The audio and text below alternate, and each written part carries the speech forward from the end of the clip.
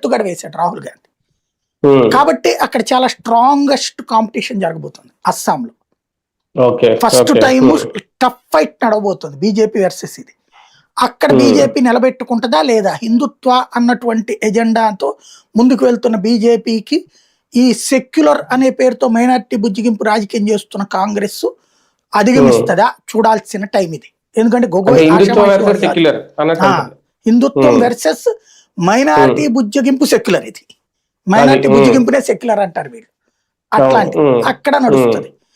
Number 2 వచ్చేటప్పటికి బెంగాల్లో హిందుత్వ polarisation జరగట్లేదు. అక్కడ దశాబ్దాలుగా జరుగుతున్నది ఏంటి అంటే క్యాస్ట్ పోలరైజేషన్ జరుగుతున్నాయి, కానీ రిలీజియస్ పోలరైజేషన్ ముస్లింలకు జరిగింది. హిందువుల పరంగా క్యాస్ట్ల వారీగా విడిపోతా ఉన్నారు.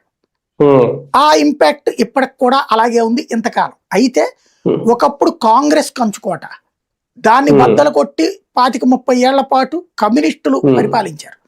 దాన్ని బద్దలు కొట్టి దాదాపు 20 ఏళ్ల నుండి మమతా బెనర్జీ పరిపాలిస్తోంది. ఇప్పుడు దాన్ని బద్దలు కొట్టడం కోసం భారతీయ జనతా పార్టీ ప్రయత్నిస్తోంది.